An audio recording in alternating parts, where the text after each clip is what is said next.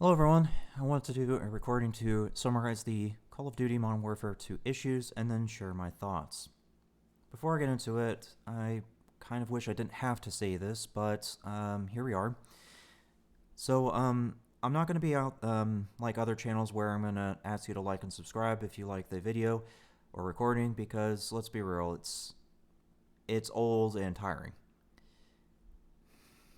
However, I will ask that if you are considering downvoting one of my videos, at least comment and talk to me. I would like to think I'm a very neutral person that is capable of hearing both sides of the argument.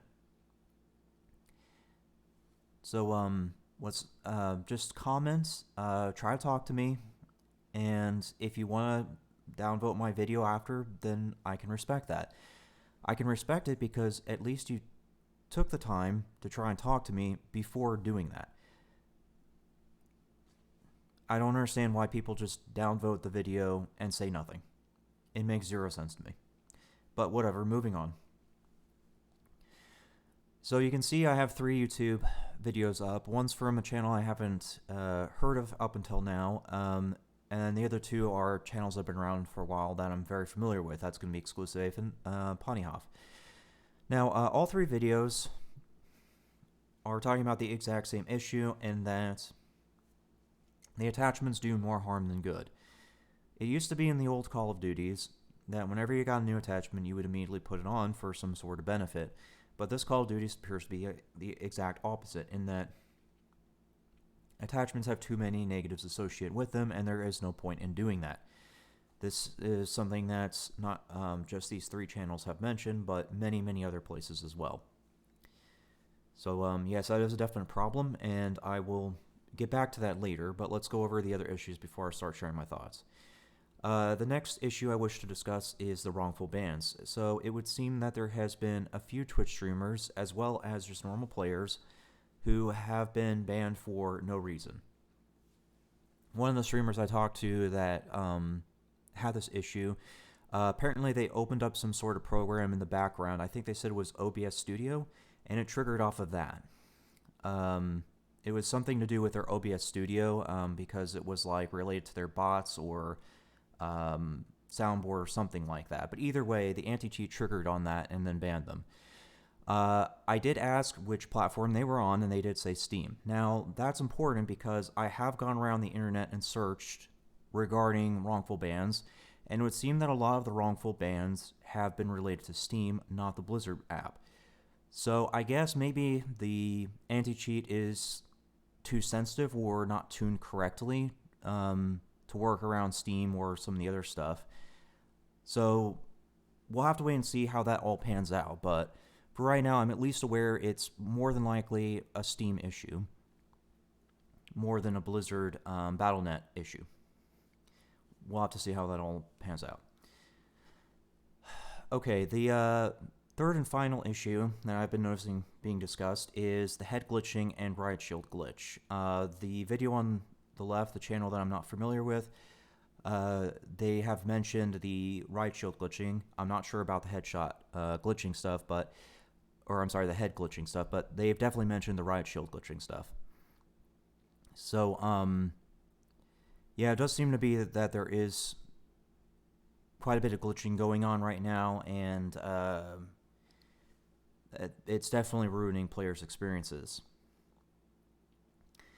Oh, no, that's right, there's 4 issues, I'm sorry. Yeah, so the 4th issue is the time to kill. So a lot of people are saying that the time to kill is too fast and the spawns are just wacky. But yeah, that's kind of all the issues in summary. So let me go ahead and talk about that. I'll start with the gun side of stuff. Now, I pulled up sim.gg because True Game Data doesn't have any data yet, last I checked. I guess I should have checked again, but either way, sim.gg is pretty easy to do. But I'm going to use the CASF 762 as an example because I want to show you just how insane the data changes with this. So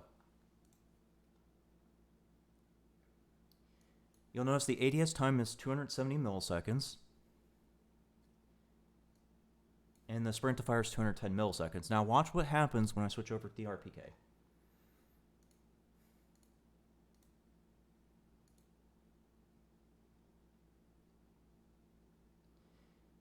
you'll notice that the sprint to fire time went up, as well as the ADS. Now look, the ADS went up from 270 to 430 milliseconds for 2 attachments. That's going to be the receiver and the 75 round drum magazine. So it went up an entire, 160, I think, question mark? I'm pretty bad at head math. But either way, you can see that the ADS went up way too hard for 2 attachments. So they definitely do have the data not properly tuned, because the ADS should not have gone up that much for 2 attachments. In the last Modern Warfare, or actually, excuse me, let me just go to Warzone. In the last Warzone, usually when you were dealing with high-capacity magazines, the ADS never went up more than 46 milliseconds. And I do remember that the highest milliseconds addition that I saw with magazines in the last Warzone was with the Type 46 SMG. When you tried to put on the, I think it was the 8mm Kurs, that increased the ADS by a lot. So that was the only gun I remember of being that high, but this is definitely not 46 milliseconds. This is a lot more than 46. So yeah, there's definitely some data issues here. And I think that it's even worse than the last time around. But kind of another issue too, while we're on the data subject.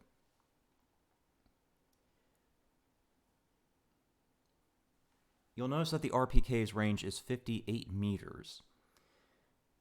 So while that is a decent, effective range, the problem is that there are other weapons out there with more range. So, yeah, I guess it just depends on how they want to balance things when Warzone 2 comes out, but that part right there kind of worries me.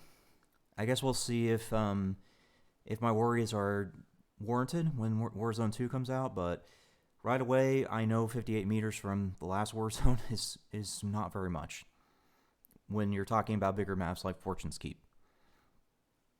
But we'll see. So, yeah, there's definitely some issues with the data. Now, let me talk about some of the other things. I think that the Riot Shield should not have been brought back. I think that to avoid all the annoyances that come with the Riot Shield, just don't put it in the game. It's really that simple. Just delete it. Seriously, there's no point to the Riot Shield.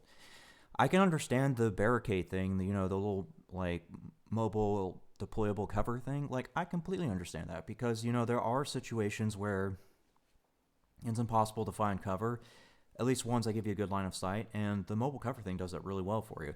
So I can understand that, but the Riot Shield, nah. I think that should have been deleted a long time ago. And I think that they certainly could have done the categories better, for that matter. Not just the whole Riot Shield stuff, but really everything. So that's going to be the next thing I want to talk about. How they've handled attachments this time around. I went over the gun data just a moment ago, but now let me switch gears and talk about the whole attachment thing. So I think that they did do things a little bit better this time around by doing the whole platform system, because when you switch from Cast-Off 7.62 to RPK, you get 75 round magazines default, and that certainly frees up attachment slots to do other things. However, like I pointed out, the numbers just don't make sense. But that's easily fixable. What isn't fixable as easily, anyways, is how they handle the gun categories. Now, what I'm referring to is guns that make sense. I think that they should have, from a balancing perspective, should have made it so that there's a specific category of guns with suppressors built into them, and they could have called it like the special category, or maybe special operations category. Whatever you wish to call it, I think that they could have made a separate category for that, and then make it so that those weapons are the suppressed weapons of the game. And then that would have made balancing a lot easier, because if you try to balance a gun around an attachment, that's going to be a lot harder to do than one that's already got it built in. But either way, I think that they should have done that. They should have just created a special category and just gone from there. Now, yes, they do have one suppressed weapon, but it's gone. It was the Chimera. The Chimera was there not too long ago, but then it was completely removed from the game files. So who knows what happened to it. But I think that they could have done that. The 6 hour, or I'm not sorry, not that. Or no, it was 6 hour, yeah. The Rattler, which is like an MCX rifle that's been modified for PDW purposes. It uses 300 blackout. They could have added that. The AK-9, that one's intended for suppressed operation. There's plenty of guns that they certainly could have added that I think would have been better than trying to make other guns suppressed. But that's just me. That's a tangent and a half, so let me just shift gears again. Let's go ahead and talk about some other things. So,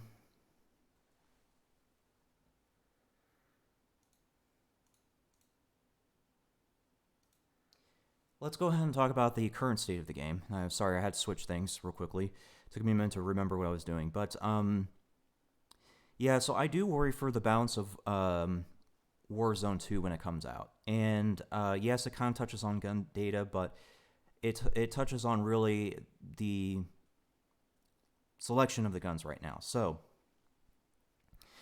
a lot of guns right now, either are too short-ranged or have not so great data associated with them. And because of that, I do think that Warzone 2, when it releases, LMGs will become the most common weapon for people who can't handle semi-autos or don't like semi-autos, one or the other. And that's just because the LMGs just have much better range. They have a good magazine capacity. They require less attachments and things like that. There are certainly things that could contend with it. For instance, the where is it? Not that. Yes, here we are. So, like for instance, the Lockman 7.62 battle rifle could potentially compete against, say, the RPK, but there's an issue. While the Lockman does have access to a 50-round drum magazine, it's an attachment, right? The RPK gets that for free, so you can see where it's kind of already at a disadvantage. The attachment disadvantage isn't the only thing I'm concerned with. It's to do with all the stats in general with the gun data. So, yeah, I do think that there's going to be some issues with Warzone 2, at least in the current state, just because of the way the gun variety is and with how they've decided to handle things this time around, not just with the attachments, but the gun data and things like that. Again, I guess we'll see, though. For now, that's all I have. Thanks for listening.